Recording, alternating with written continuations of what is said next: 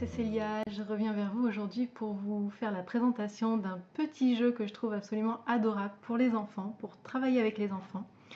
C'est le Perlipapote aux éditions du Souffle d'Or. Donc voilà, vous le trouvez aux éditions du Souffle d'Or et c'est un jeu qui a été réalisé par Frédéric Epeli et Léonide. Voilà.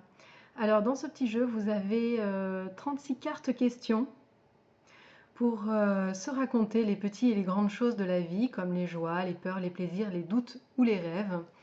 La parole tourne comme par magie et c'est une belle aventure qui commence. C'est un jeu idéal pour faciliter la communication entre l'enfant et l'adulte, avec un univers qui est ludique, qui est frais, moi je trouve, hein, très frais, très léger. Voilà, donc vous avez une petite présentation du Perlipapote, ici. Et la règle du jeu. Donc je vais vous lire la règle du jeu pour que vous compreniez bien. Le joueur le plus âgé tire une carte, lit la question à haute voix et répond. Les autres joueurs répondent ensuite chacun à leur tour à cette question. Après ce tour de parole, la carte est retirée du jeu, puis un autre joueur tire une carte une nouvelle fois, répond et passe son tour aux autres. Voilà, donc chaque parole à sa façon, sans être, chacun parle à sa façon sans être interrompu. Laissez la parole prendre de l'ampleur, l'essentiel réside dans l'échange. Si une carte ne vous inspire pas, tirez-en une autre ou passez votre tour, il n'y a pas de bonne réponse. Alors, j'ai joué à ce jeu avec ma fille de 3 ans et demi. Donc en plus comme ça, je peux vous le tester. C'est un jeu qui est indiqué à partir de 6 ans. Seulement, je pense qu'en l'adaptant un petit peu, vous voyez, à 3 ans et demi, ça a été très mignon de jouer avec elle. C'est également un jeu qui peut vous permettre de libérer la parole de l'enfant quand vous ne savez pas comment appréhender une question avec lui. Vous pouvez justement lui faire tirer une carte qui correspond à la problématique que vous êtes en train de vivre. Et puis ce sera fait de façon beaucoup plus ludique, donc l'enfant va s'ouvrir de façon beaucoup plus facile et beaucoup plus fluidement également.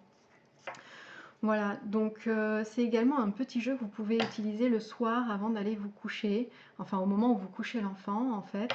Vous pouvez très bien dire, écoute, on va prendre une petite carte et puis on va parler sur ce qui se passe, chacun notre tour. Nous, on a un petit rituel comme ça du soir qui s'appelle dire merci pour 3 ou plusieurs choses qui se sont passées dans la journée, qui la plupart du temps se terminent par un câlin de famille. Et je me suis dit, tiens, c'est sympa parce que c'est un jeu qu'on pourrait intégrer comme ça aussi à notre petit rituel du soir hein, avec un enfant. Et vous voyez, à partir de 3 ans, je pense que c'est tout à fait jouable. Alors, l'intérêt de ce jeu réside justement dans les questions qui sont posées de façon très simple. Alors, qu'est-ce qui te fait rire? Quand es-tu gai? Quel compliment te fait-on?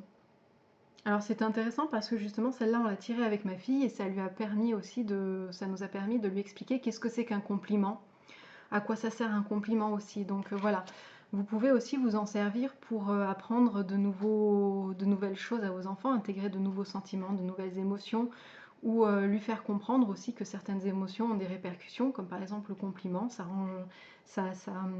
fait plaisir un compliment. Quel reproche te fait-on? Donc pareil, on a dû lui expliquer ce que c'était qu'un reproche et les implications que ça avait. Tire 3 cartes au hasard et raconte une histoire. Alors celle-ci aussi, on l'a tirée avec ma fille et là par contre pour 3 ans c'était trop jeune. Donc je vous invite quand vous tirez des cartes qui ne sont pas adaptées à l'âge de vos enfants, d'en tirer simplement une autre. Parle de quelqu'un que tu aimes beaucoup. Alors ça c'est mignon parce que ma fille l'a tirée et forcément elle a parlé de son papa. De quoi as-tu peur parfois? Parle de quelqu'un que tu aimes bien. Ce que je trouve sympa, c'est que les illustrations, en plus, sont des illustrations qui sont très vives, très colorées et qui ne sont pas figuratives. Ce qui fait que l'enfant, du coup, s'attache vraiment à la question et ne fait pas que justement interpréter ce qu'il voit sur l'image. Voilà. Parce que des fois, vous avez des jeux pour les petits où il y a des images dessus et en fait, il va simplement vous dire ce qu'il voit sur l'image quand vraiment ils sont petits, hein, ils font ça. Mais par exemple, à 3 ans, c'est quelque chose qu'ils font. Alors que justement, là, Je vois que ma fille se concentrait vraiment sur la question que j'étais en train de lui parler et pas sur l'image. Raconte une blague. Que veux-tu semer sur terre? Que veux-tu jeter à la poubelle? Vous voyez par exemple ça le soir justement, est-ce qu'il y a quelque chose qui a été désagréable dans ta journée et que tu voudrais pouvoir jeter à la poubelle symboliquement? C'est tout à fait quelque chose, un petit rituel justement du soir à avoir où l'enfant va se décharger de quelque chose de négatif qui s'est passé durant sa journée. Donc c'est très intéressant. De quoi as-tu besoin?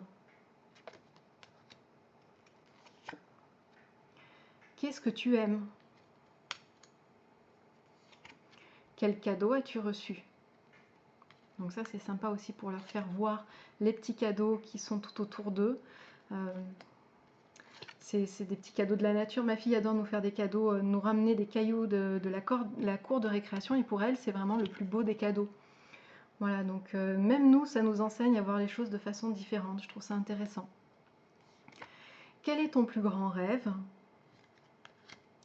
Si tu étais un oiseau, lequel serais-tu?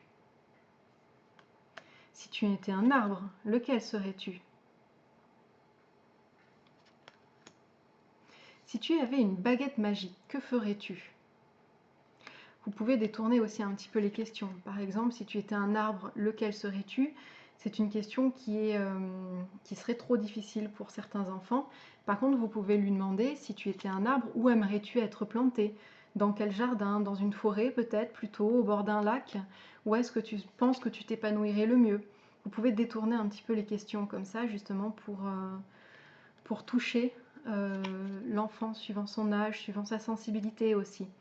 N'hésitez pas voilà, à faire en fonction de... parle du Père Noël.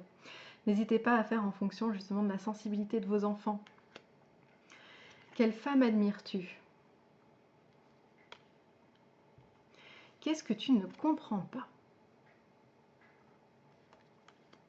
Ou alors, qu'est-ce que tu comprends bien? Quand es-tu triste? Quel homme admires-tu? C'est celle-ci qu'elle avait tirée. Et où elle a dit son papa. Voilà, donc c'est absolument adorable.